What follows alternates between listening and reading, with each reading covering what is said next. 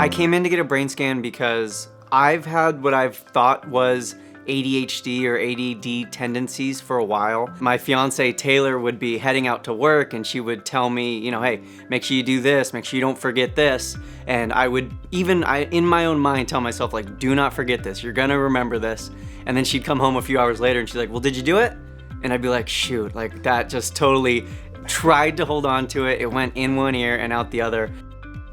I was really excited to get my brain scan, actually, not nervous at all. I was just excited because it was like finally an opportunity to actually know, based on science, like what is going on with my brain, what do I have? Do I have ADHD? Do I have ADD? Do I just have these tendencies? But like really what truly is going on. I got my brain scanned at the Bellevue Clinic in Washington. The process was super easy, pain-free.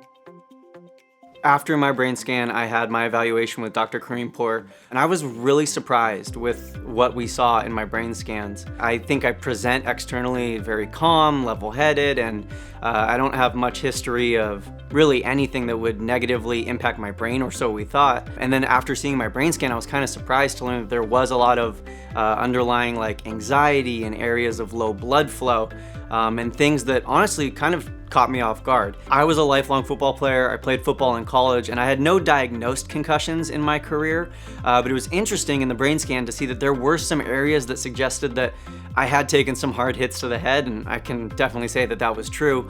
So even though they weren't full-blown diagnosed concussions, these repeated hits to the head from throughout my football career and playing basketball growing up, just those little head hits, they actually showed up on my brain scan. So that was something that was interesting for me to learn, even though I thought, you know, like, oh, I had a totally fine career, no real head injuries. Those small minor hits, they actually kind of added up over time.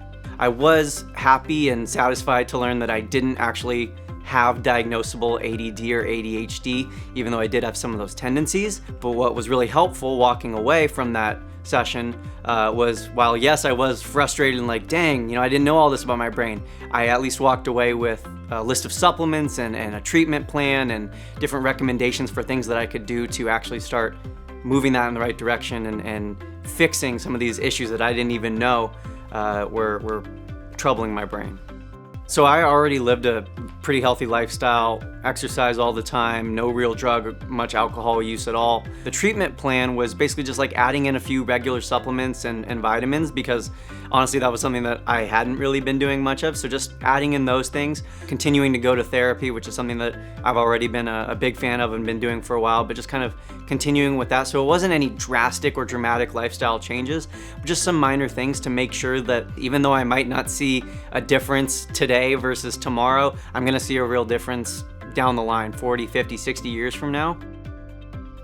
And I wanna have that long life. I wanna keep my brain healthy. So I'm excited to keep taking these supplements and also just keep living my life the way I have before, exercising, eating right, and doing all those things just to make sure that I can, you know, stay as healthy as possible.